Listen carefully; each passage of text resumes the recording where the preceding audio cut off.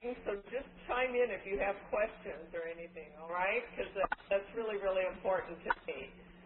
I think before we start talking about developing alternative resources or looking for resources, maybe you guys could help me out. And one, I think, well, first of all, this is what you always do before you start looking for resources, is you need to know what do you need?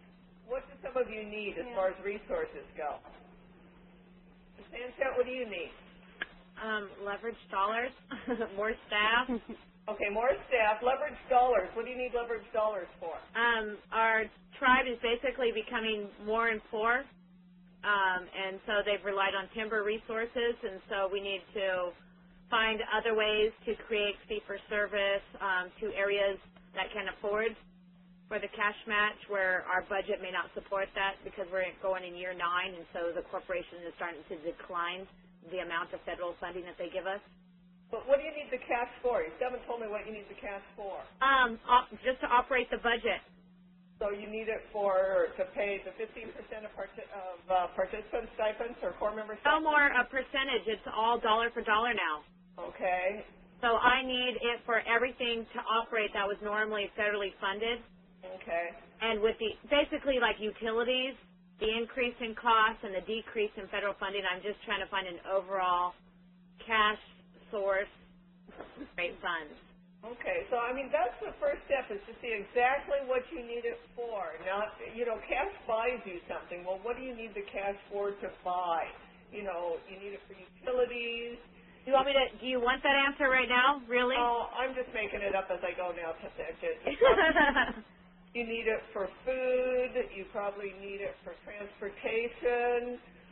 You probably need it for, like we said, the stipends. For salaries for staff, things like that. But that's what you really need to do first. Everybody needs to have a really clear. This is the most important thing you'll do in resource development. You really need to define exactly what you need it for. Because that way you start focusing in on who can provide it to you. Who could provide it to you? Let's just take utilities, for example. And I don't know who supplies your utilities to Sanchette, but we had one nonprofit up in Idaho, and when the utilities company found out that they needed money, they actually did it. They did it for marketing purposes to say we're supporting the community.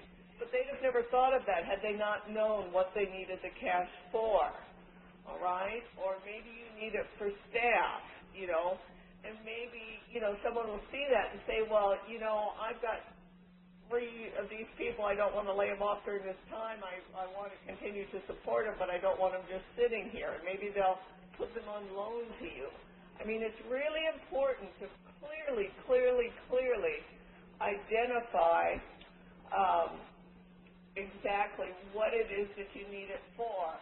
Youth events. What kind of youth events? And I see this, I think this is from Roxanne, right? Yeah. What do you want to hold, and what will it cost you to hold those events? Do you need food? Do you need a facility? We need, food. We need, supplies for the kids. It can cost anywhere up to $1,000 just for a youth event. And that's what's really important to define, exactly what you need it for. Art supplies, prizes. That's your first job in this, is to do an assessment of what do we need exactly from resources. What exactly do we need? Excuse me, you guys. Having sinus problems. But anyway, this is the most important thing you'll do, is find out what exactly you need the resource to do, whether it be a youth activity, whether it be for a new vehicle, whether it be for gas for the vehicles you have, whatever that is really clearly define that and what you need, how much you need. Okay? Because as soon as you've identified all that, you'll start seeing those resources in different places and alternative places. All right? So I just wanted to mention that you do this first. This is a great activity. Now, when we did this the last time, a lot of people sent me what they needed. you know, and it was real easy to gear the follow-up webinars into the different areas that they need. So if you want to do that and email it in, we can take a look at it and we can give you lists of suggestions of, you know, potential different types of funding sources for it or places to look for whatever it is that you need. All right? So now I'll get into resource development. Basically, there's 4 different components. Whoops, I got to change my slide here. 4 different components to resource development. All right, and I think I've gotten. I haven't gotten on my soapbox yet, but the time is now to start looking for money because it's not going to get bigger. All right.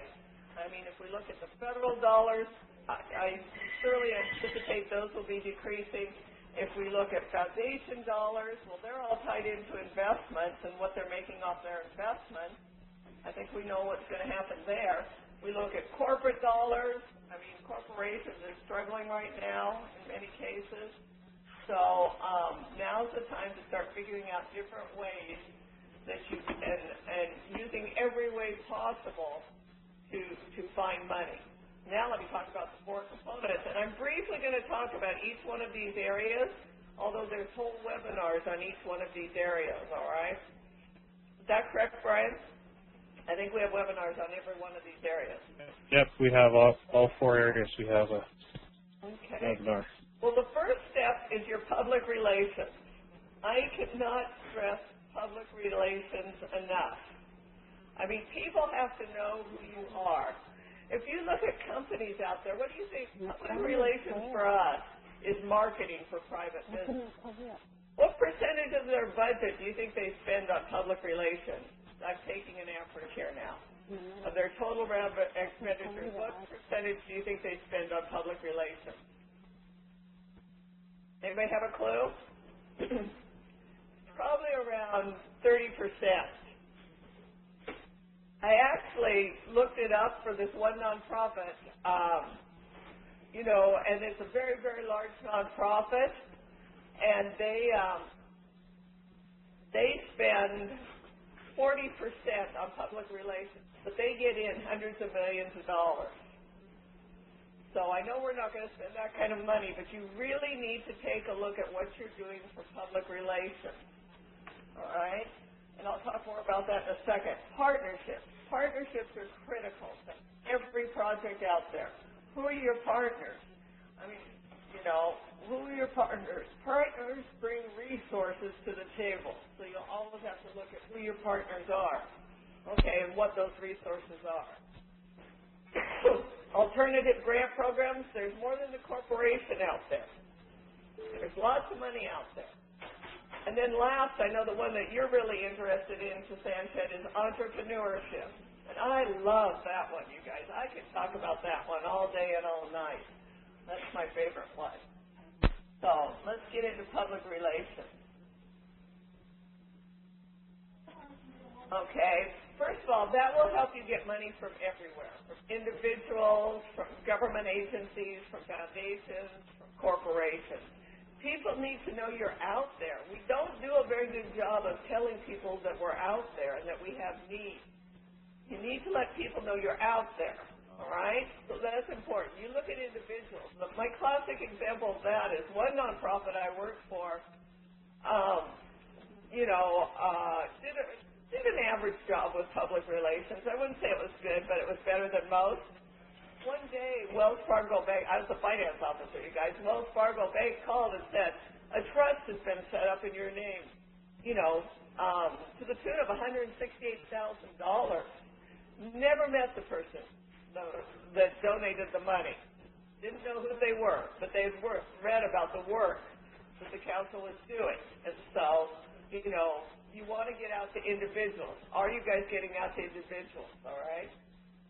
And again, remember, the reason you want to get out there is because, you know, you want to get out there so that people that have money to give know that you're there.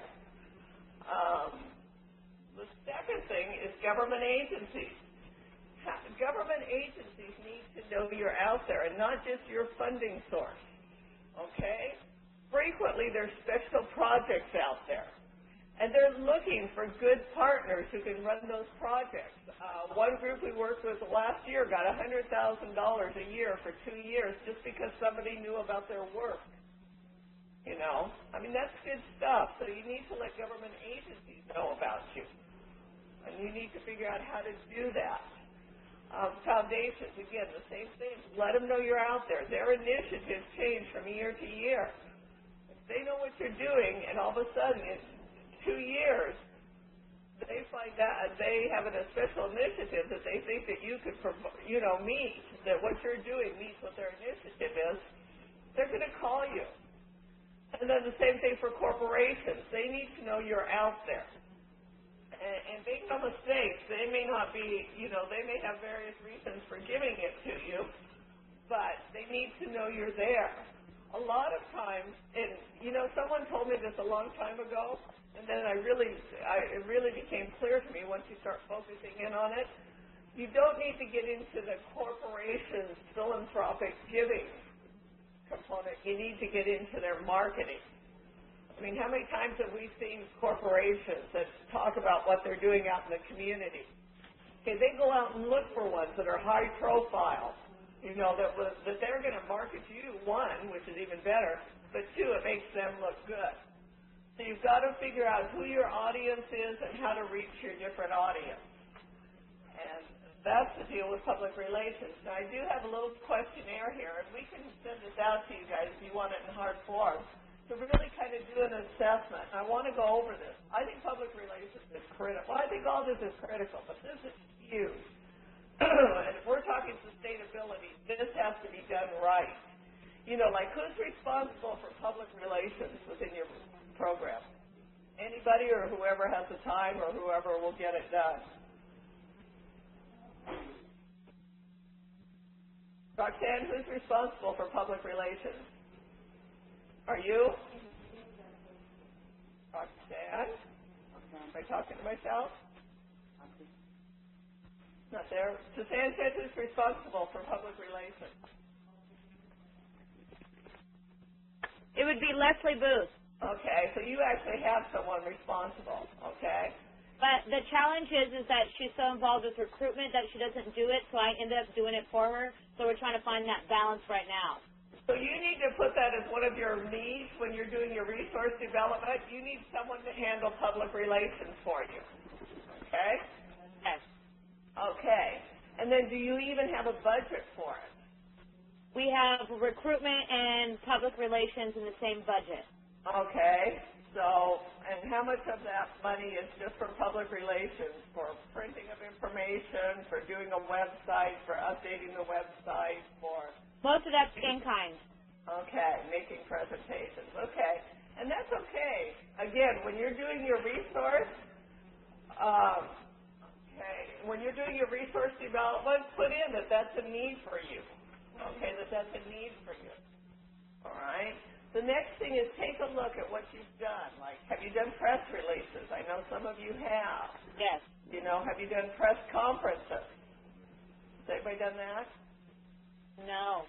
You have you have lots of opportunities to do that with the PCCC and with the AmeriCorps program.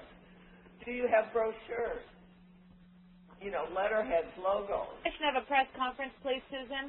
Huh? Give us the definition of a press conference, please. Press conference is when you call the media together to announce something. Like, this is on the extreme, and I certainly don't expect it to happen. Like, Bush called a press conference to talk about the economy yesterday morning. Okay, but it wouldn't be like Channel 3 News or the newspaper coming out to do an article on you. You know you got invite all of the media to come out and do an article on you. Yeah. It's when you have a big event. When you have a big event. Oh, okay, so then we do that. Okay, then you do it. Okay. Do you do any mailings to potential partners or funding sources? Do you have a PowerPoint or some kind of visual presentation about your program that you can use? A 5-minute one, a 10-minute one, or a 15-minute one, or all three that you use, whichever is appropriate. Okay? Do you do radio spots? Do you have a website? All right? Do you do PSAs, which is radio or TV? Do you have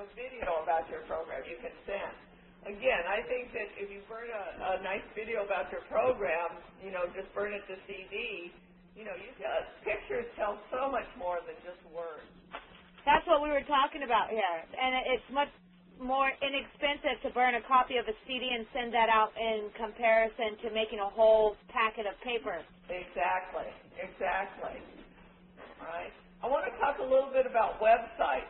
I think websites are key in this day and age. Right before this call, I looked up ACCO, the corporation's website. ACCO has a corporation website within our company. In the past week, in the past 7 days, we've had 3,605 hits. And that, that represents 709 different visitors to that website. I know that's not you guys, okay? I mean, I looked at where they came from Sweden, from Russia, from the United Kingdom, from China. I can't emphasize websites enough to have really, really good websites, all right, and have really clean and good websites, And so, really take a look at that, because that's the way you reach a global market, and it doesn't cost you a lot except for the development of that website. And you don't know who's going to be looking at it. So I think websites are important. I think they're really, really, really important. Okay, and I think if you're looking for money for public relations, that should be your first dollars. That's where they go. But I think you can get a lot of that for free. Okay, you can get a lot of that for free. There's some places that will actually do your website for free, and then they actually train the staff how to maintain and update that. And if you want those links, I can get those for you. It takes a while. You put your name on a waiting list, all right? But then once you work your way through that, then they actually will do it. They'll train the staff. The other thing, too, is if you need future help from them, they only charge $25 an hour, which is, I think, unbelievably cheap, because the going rate's $125 an hour. So that's just kind of my soapbox about websites. Just do a really nice one,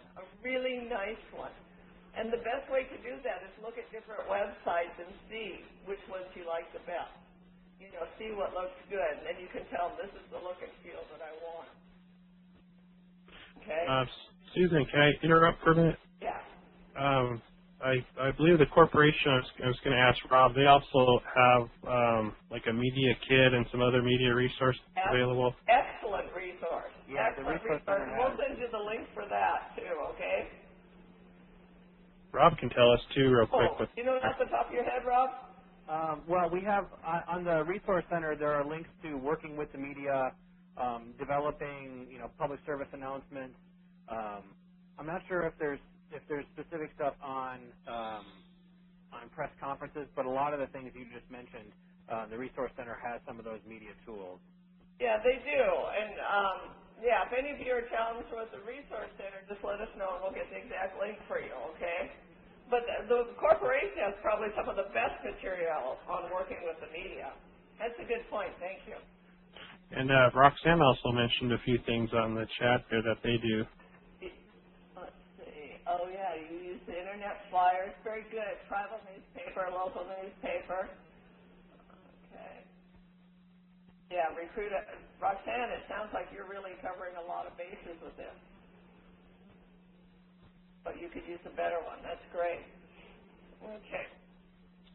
The next component when you're looking at your assessment is, what do you have now? Do you have a logo? Do you have letterhead? What do you have, and what do we need to get? Can I say one thing about when you're developing your public relations materials? Brand your programs, just like the corporation. We all know what the corporation logos look like. When we see that, we know immediately it's the corporation. It's something from the corporation. You guys need to do the same thing, and don't change it every time a new brochure comes out. Get some kind of logo and standard colors, and always keep those the same. The content will change, whether you have pictures or that, but always keep that the same. You need to brand yourself, right? Another thing is, how important is that? I mean, you all have to work within tribal structures, so how important is it, and being able to do that? And then just, what do you need to improve on? What do you need to improve on? And just work at that.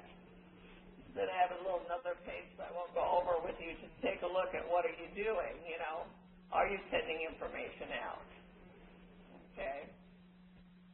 And we can talk about this for a long time, but this is really, really critical stuff. Okay. So, public relations, how important is it, you guys? Very. Very, very, very important. Roxanne, I'm starting to read all this on the chat now. Okay, I'm on. I just noticed it when Brian pointed it out to me. Okay, the next thing is partnerships. You need to have good partnerships. You know, whoever that partner is. I mean, partnerships are critical. I think partnerships is the next biggest place where you can get money, resources from. I shouldn't say money, I should say resources from. And who those partners are. You could have, you know, and you need to do an assessment of your partner, you know, whether you want to enter into a partnership or not. Partnerships are two ways, and Chuck Sams does the webinar on partnerships, and he does a much better job than me, but to me, you need to take a look. How many of you have ever had partners where you felt that you were doing all the giving? Anybody? Marriage, does that count? Well, yeah, okay, we'll go there. But, you know, it needs to be where you both have, it's a give and take, where you can share assets, community participation, training and technical assistance, things like that. There's individuals you may want as partners. Maybe there's someone that's looking for a, you know, some businesses now, they allow their employees to commit 1 or 2 days a year where they're paid to go to volunteer in that. You know, take a look at those kinds of things. I view all government agencies as partners.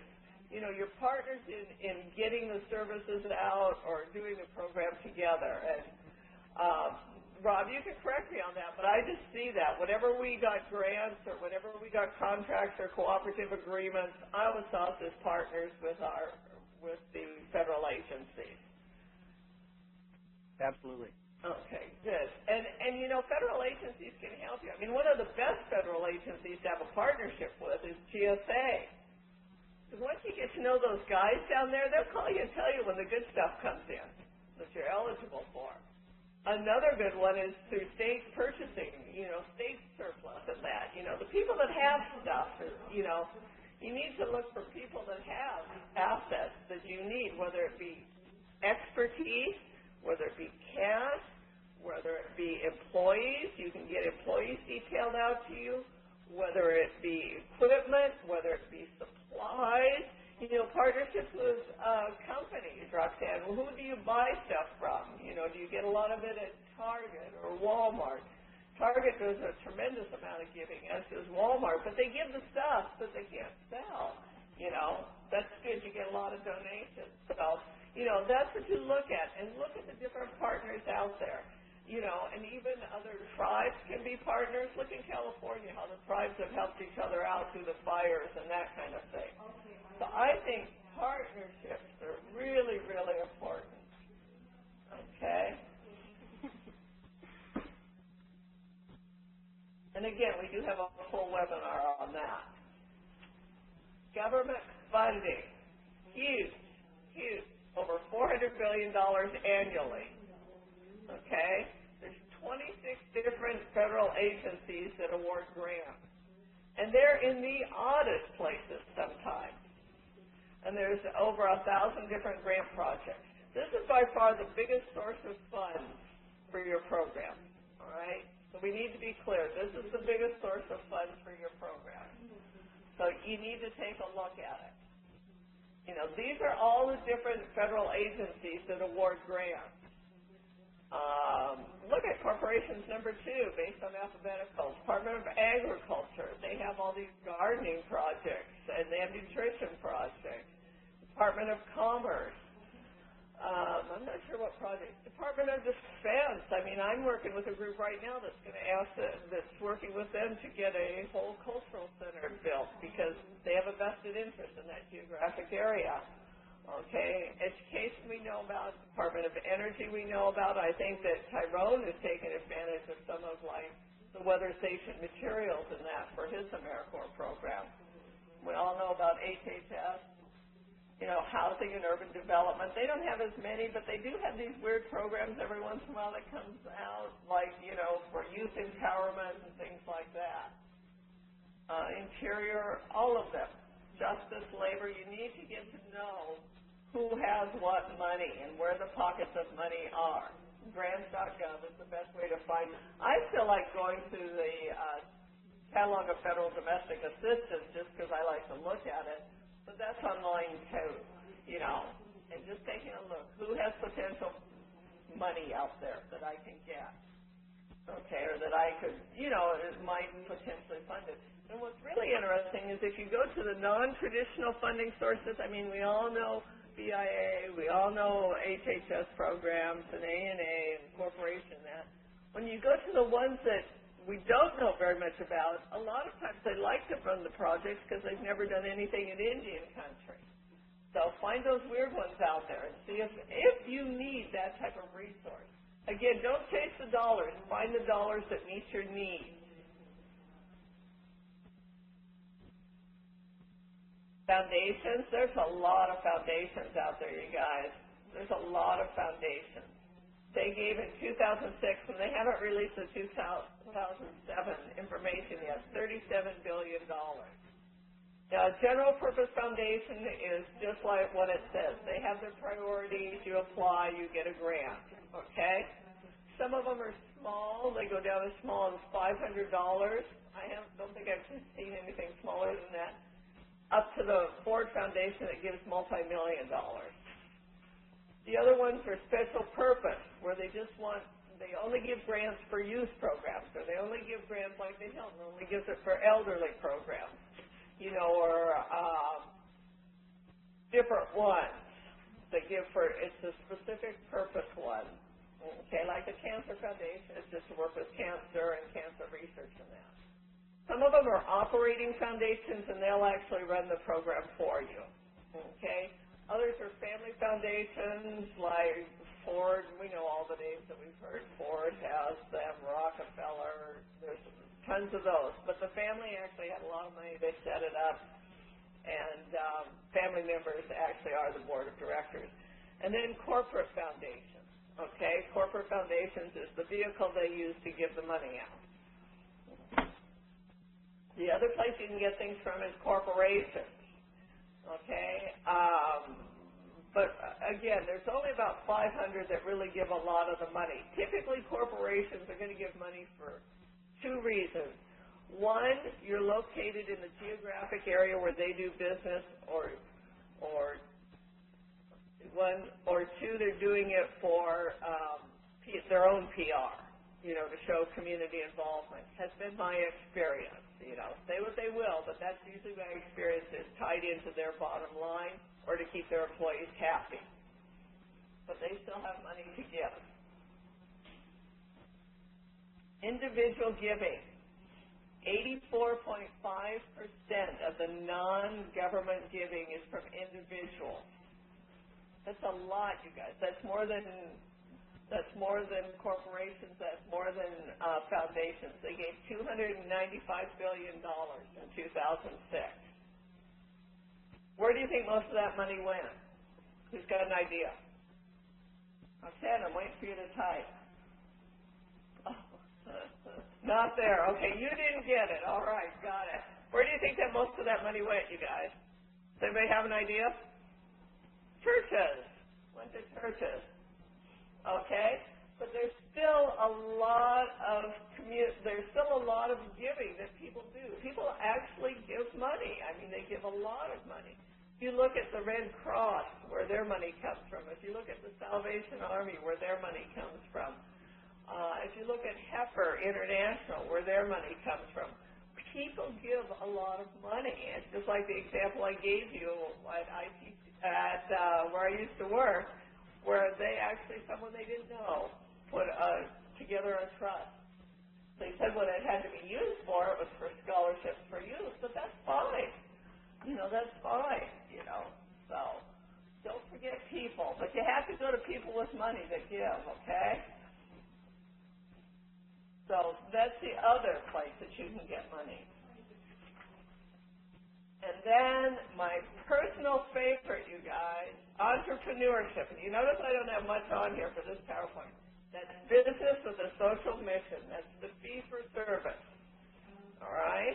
And what it is actually, instead of having stockholders, you know, it goes to further whatever the program is or the project is. All right? And you're just creating a business. And each and every one of you knows how to do this. If you can run a program, you can run a business. All right? It's no different. It's no different. You have budgets to live with. You have people that do work. You have people to manage. You have deliverables to meet. You know, everybody goes, oh, I couldn't do a business, and they're running a $4 million program, or they're running a $500,000 or a $250,000 program. I'm saying, sure you can. You're doing it right now. That's all it is, but you need to look at what it is that you have that you can generate revenue out of, such as, Suzanne, what were some of your ideas?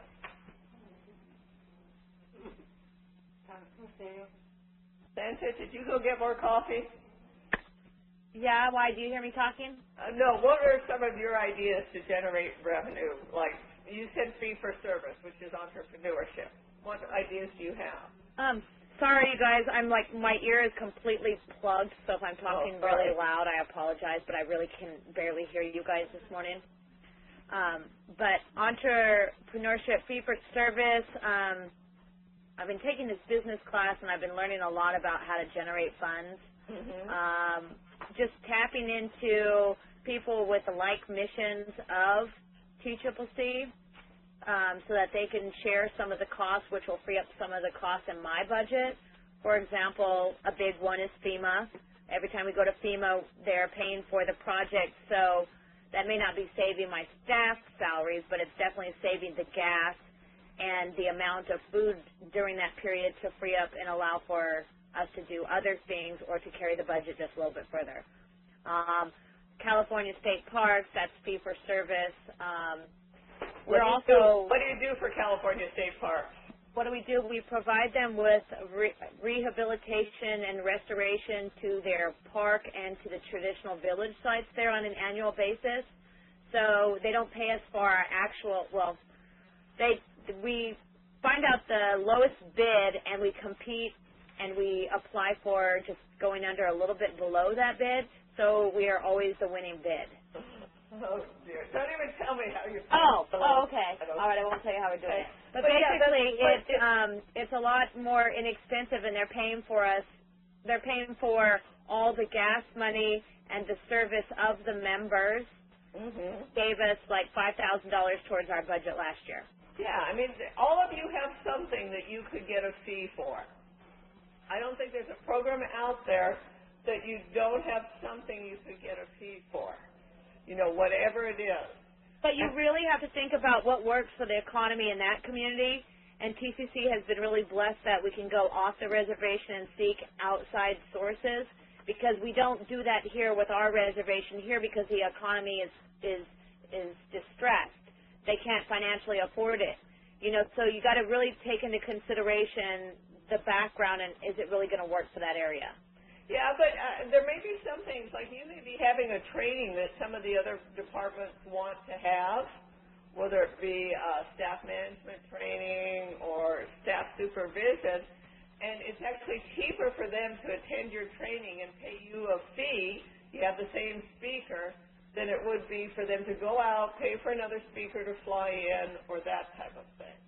You know, there's always little ways to make money, I believe. I believe every one of you have some way that you can make money, whether it be maybe you want to host an event for another program. If we're looking within tribal communities, maybe they're going to hire someone to paint the Head Start Center, things like that. There's always ways to do that. The thing is you have to decide what it is that you could, what the need is in your communities, if you can supply that need, and then you need to put some numbers to it and see if you can do that.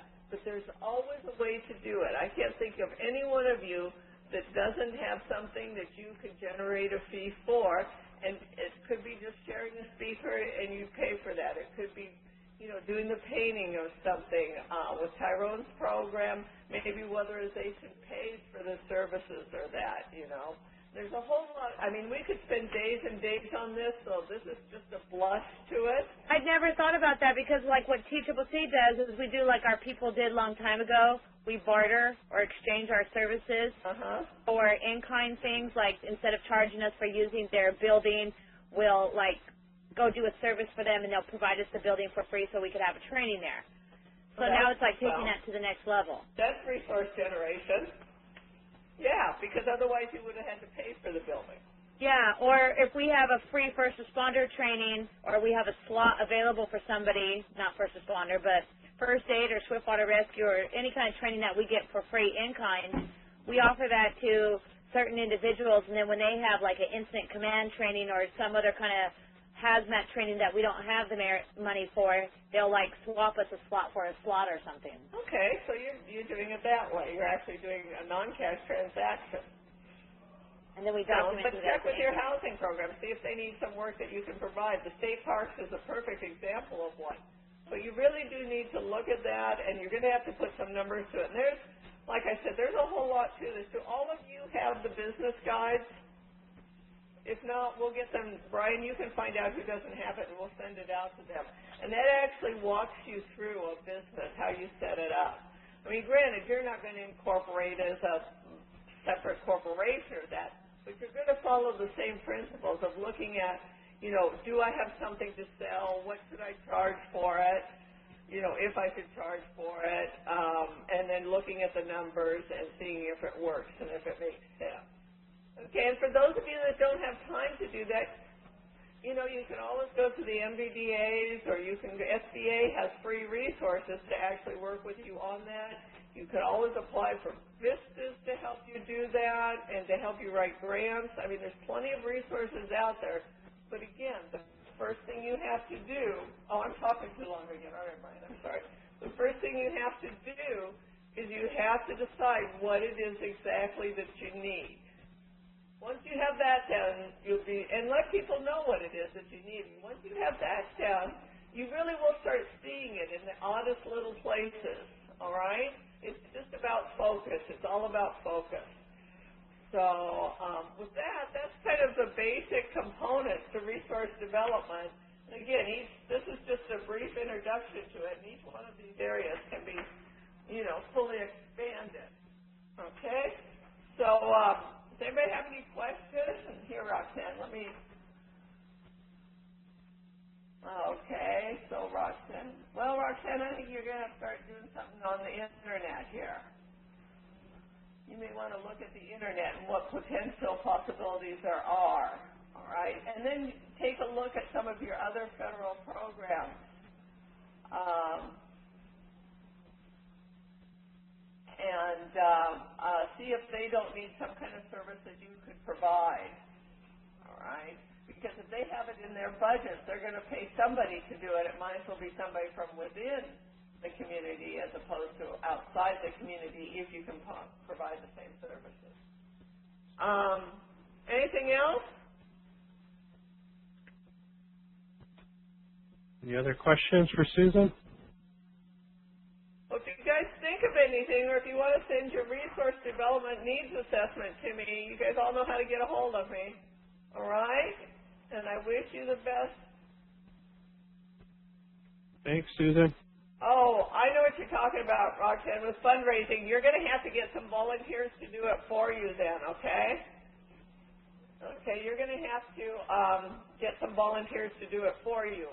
I would look at VISTAs. I would definitely look at VISTAs because they can come in and write grants and do business plans and things like that and mobilize, you know, a core of volunteers to help you, and that way you won't be violating any state regulations. Okay, cool, guys. Thank you. I'm going to sign off, Brian. Okay, thanks, Susan. Okay, bye-bye. Take care, you guys. Just to follow up, I put the 4 topics in the chat window. There's some chat conversation going on in the window, which is great. It makes this really more interactive. So the other 4 webinars that kind of go with this presentation, or are there a follow-up to it? Our public relations, partnerships, alternative grant opportunities, and entrepreneurship.